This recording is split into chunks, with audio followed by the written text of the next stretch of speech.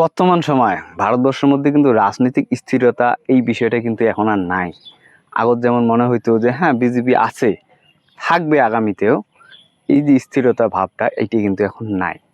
আর তোমরা এটা ভালো করেই জানেন যে রাজনৈতিক স্থিরতা না থাকলে শেয়ার বাজারের পারফরমেন্স খারাপ হয়। তো যাই শেয়ার বাজারের সাথে যুক্ত আছেন তাই নিশ্চয়ই জানেন যে বর্তমান সময় শেয়ার বাজারের কী হাল। আর যাই যুক্ত নাই তার উদ্দেশ্যে কম যে দেখো, শেয়ার বাজার ছাড়া জীবনে কিছু করা মোর হিসেবে তো লগভগ অসম্ভব। তো বর্তমান সময় শেয়ার বাজারটাও ডাউনে আছে, ভালো সময় এই শেয়ার বাজারের সঙ্গে যুক্ত হওয়ার। তো যাই হোক, কথা হচ্ছে যে মুই কেন কোনো যে বর্তমান সময় ভারতের মধ্যে রাজনৈতিক স্থিরতা নাই। তোমরাও যদি একটু ডিপলিভাবে নিউজ ফিউজগুলি লক্ষ্য করেন তো দেখবেন ভারতবর্ষের প্রত্যেকটা জায়গা থেকে, প্রত্যেকটা রাজ্য থাকিয়ে মোটামুটি একটা সরকার বিরোধী আওয়াজ, একটা প্রতিবাদ, একটা আন্দোলন কিন্তু উঠে আসবে লেগছে। বিশেষ করে যদি লক্ষ্য করেন সিজিপি পার্টির যে আন্দোলনটা ছিল ওইটা শুরুয়াতি অবস্থা যদিও মনে হয়েছে যে হ্যাঁ কিছুদিন হয়তো চলবে, তারপরে হয়তো বা শেষ হয়ে যাবে, না সেমনটা কিন্তু হয় নাই। সেটির দিন যত যাওয়া লাগছে এটা তো বৃদ্ধি পাওয়া লাগছে। থ্রি ইডিয়েট বইটি নিশ্চয়ই দেখছেন। ওই থ্রি ইডিয়েট বইটি যে ব্যক্তিকে অনুসরণ করে তৈরি করা হয়েছে সেই ব্যক্তি মতলব কি রিয়েল পারসন বাংরু, উনি ওই সিজিপি পার্টির আন্দোলনে অনশনে বসে আসি। কৃষকরা বলতেছে যে বাচ্চে কি মাং अगर नहीं सुनेगी तो हम भी उतर जाएंगे।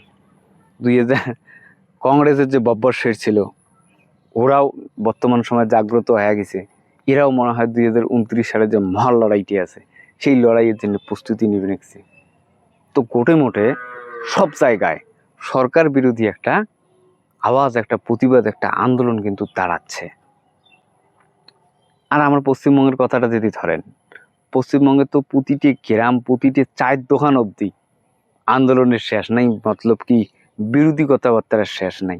লাখো মানুষের লাখো প্রশ্ন, খালি প্রশ্ন, মানে সরকারের প্রতি মানুষ কোনোভাবেই সন্তুষ্ট নয়। তো তোমার বর্তমান সময় আসি কি মনে হওয়া লাগছে যে আগামীতে মানে 2029 সালে কি একটা বড় ধরনের পরিবর্তন কি হতে পারে কি পারে না, এটি জানাইবেন কমেন্ট বক্সের মধ্যে।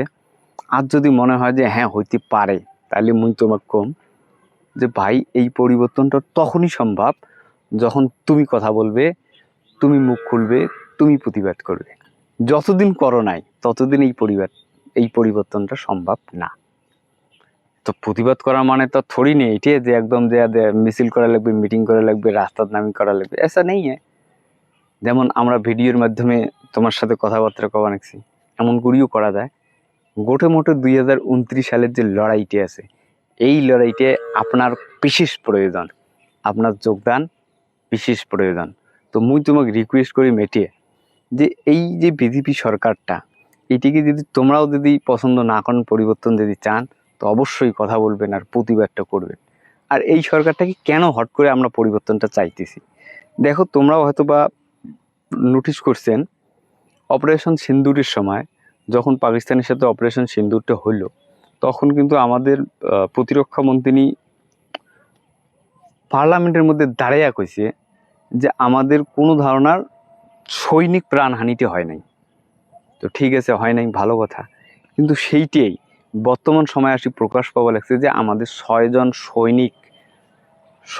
সৈনিক দেশের জন্যে এরা এটা বলিদান দিয়ে দিছে, এরা শহীদ হয়ে গেছে। তো 6জন ব্যক্তি যখন দেশের জন্য যুদ্ধ করার যে শহীদ হয়ে গেল, তো তাদেরকে শহীদের সম্মানটা তাদেরকে কি দেওয়া উচিত না? তারা কি পাওয়ার যোগ্য ছিল না? সেই সময় সরকারের পক্ষ থেকে কিন্তু এইটাকে গোপন রাখা হয়েছে, টাবে রাখা হয়েছে। এটি মোর মনে হয় ঠিক হয়নি। আর পার্লামেন্টের দ্বারা মিথ্যে কথা বলাটা, তাহলে কি সত্যের আশাটা কোটে করবেন? তো এই ধারণার কীর্তিকলাপ বলে হচ্ছে। কিছুদিন ধরেই শোনা যাওয়া লাগছে যে অরুণাচল প্রদেশের মধ্যে চীন কিছু জায়গা দখল করার চেষ্টা করবে লাগছে বা করছে। সরকারের পক্ষ থেকে কোনো রিয়াকশন নাই, কোনো ক্লিয়ারেশন নাই। সোজা ভাষায় কয় যে চীনের সাথে আমার কোনো কনফ্লিক্ট নেই, আর এমনটা নয়, কিন্তু রিয়েল রিপোর্টার অনুযায়ী চীন দখল করছে। তো দেশটা মনে হয় সুরক্ষিত নয় এই সরকারটার হাতে।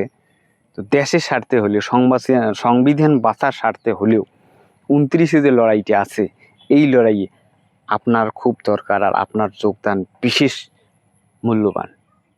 তো আপনি কবে থেকে মুখ খুলবেন তার উপরেই ডিপেন্ড করবে। তো আপনাকে অনুরোধ করব অবশ্যই এই পরিবর্তনে সহযোগিতা করেন, কথা বলে।